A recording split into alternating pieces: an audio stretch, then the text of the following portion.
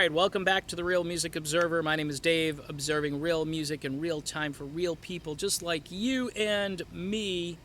Today I'm talking Steve Perry. Steve Perry, we're dedicating songs to you, brother. Last night, Journey, I believe up in Michigan somewhere, dedicated their signature tune about San Francisco, Lights, a song that Steve Perry used to like to talk about prior to singing live. And Neal Schon more or less dedicated that song to Steve Perry. Now, this bromance that's now kicked in between Neal Schon and Steve Perry, at least on the Schon end of things, Steve Perry is not on social media. Steve Perry is kind of a quiet guy unless somebody sticks a microphone up in his face and they sit down and do an interview. You're really not going to get a tweet from Steve Perry or anything like that saying how he feels about the situation. This could all just be Neal Schon in his own little world thinking that Perry is going to come out of the mothballs and he's going to perform and he's going to sound like he did in 1981. We know for a fact that Steve Perry can't do what he did in 1981. It's factual. I heard him when he performed with the Eels, and it's not there. It's not there. Is it good? Is it still something you'd want to hear? Abso-freaking-lutely. I'd still want to hear Steve Perry even at a lower octave because I love the sound of the guy's voice. I think he could still create some great music. And maybe that's where Neal Schon wants to go. But also, reading some of the tweets from Neal Schon, today is the day, the anniversary, when Bad English released their debut album. Of course, that's the lineup. I can't remember everybody, but it's most of what Journey became, including Dean Castronova on drums, John Waite singing, Jonathan Cain still in the band playing keyboards, Neal Schon, and not sure who's playing bass. I don't think Ross is playing bass, right? Is it Ross Valerie? I think it's somebody else playing bass. But the point is, he's retweeting about Bad English, saying, yep, we're going to be doing something soon.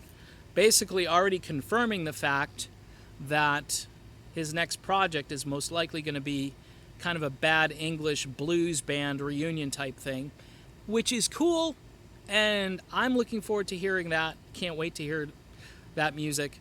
But in the meantime, if you're a Journey fan and have hung in there waiting for something exciting to happen with Steve Perry, I just don't know. I would like to think yes, but I don't know. And the reason I don't know is because it's all on Neal's side. Maybe Neal is kind of doing a little PR campaign, trying to put out the olive branches all over the place, and then Perry's going to respond and say, yep, I want to work with Neal. You know, Neal's a great guy, and I'm sure maybe they had some words at the Rock and Roll Hall of Fame. Maybe, just maybe, Neal said something to Steve when they embraced. He might have said, hey, we got to work together soon, and just planting the seed. And now, who knows? They may have communicated. We don't know. We're just fans. We're just out here trying to speculate, and that's what I'm doing in this video. But this is the problem with dedicating a song to Steve Perry at a concert. I know you're probably going to say, what the hell are you talking about? It's just dedicating a song. And Neal Schon basically said, since the Rock and Roll Hall of Fame, I've been dedicating a lot of songs. Or even prior to that, we dedicate songs to different people and this and that. But I think since the Rock and Roll Hall of Fame, there's more of an affinity between Schon and Perry than there was. I think what really sucks is that Arnell, who was plucked out of obscurity, who was brought into the rat race, and yes, I get it. Financially, Arnell is in much better shape, but what's happiness to Arnell? Was he happy where he was, what he was doing? Or is he happier now in this, this rat race band? And the only reason I bring that up is think of where he's at now. It's like, gee, I can't compete with this Perry guy.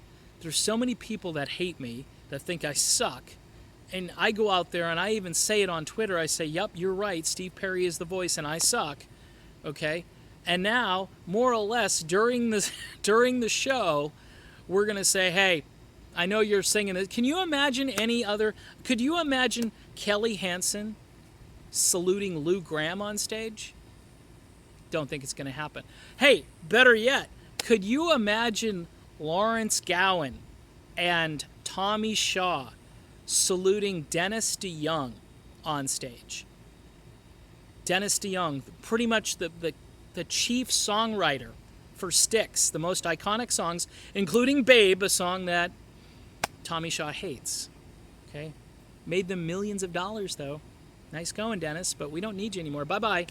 You're too much of a Liza Minnelli fan for us, even though that's not necessarily true. The point being is that that's a weird thing. We all have this mutual love for Steve. Steve, please come back. Please, we're rolling out the red carpet for you, Steve. We're calling your name. We're dedicating songs to you. We really want you to come out of the mothballs. I think it's weird. I think it's just bizarro. Just do the tour.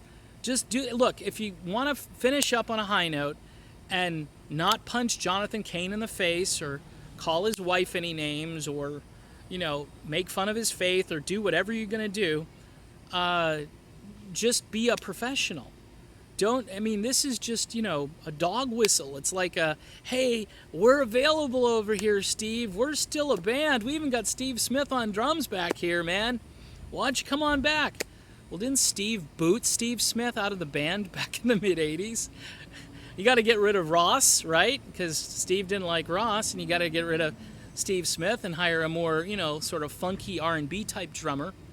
Even though Perry said he loved everybody in the group so much, at the Rock and Roll Hall of Fame. And I believe him. I think Steve Perry has repented a lot, and I think he gets it. I think he understands that, there is a certain healing that happens as time goes on. And his presence around Neal Schon, though, has kind of tilted the balance back to, gee, remember the old days? Remember how much better they were? Remember when we had Greg Raleigh playing the keyboards? And, of course, Greg Raleigh is pissed off because apparently he wasn't allowed to go on stage during the Rock and Roll Hall of Fame. How much you want to bet now that Neal Schon tries to reach out to him and Perry and more or less get the old version of Journey back together again? That's what he wants to do. Now, will it happen? Imagine if Steve is the linchpin again. Can Steve bring these songs? Can he sing? We don't know. I'm just going to say we don't know, because Steve's fan base is so devoted and gets so apoplectic if I say the wrong thing that I'm going to say maybe he can. Maybe he can. Maybe if he does some rehearsing and just old-time vocal exercises, he could be his old self. Don't know.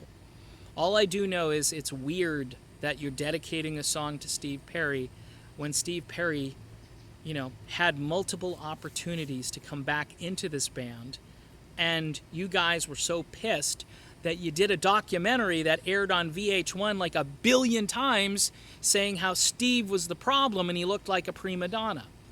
All right? So we'll see what happens, people. We'll see what happens. I'm hoping they do all come back together. I do feel bad for Jonathan Cain and for Arnell, because both of them will be left out of the equation. And Arnell, again, probably didn't ask for all of this crap, and I'm thinking that Arnell just wants to do this and move on with his life. He's got enough money. He can hang out with his family and reminisce about the days when he was in Journey, Anyway, that's my video for today. I'm sure you'll tell me what you think. I'm Dave, and this is The Real Music Observer, and we'll talk again soon. Bye.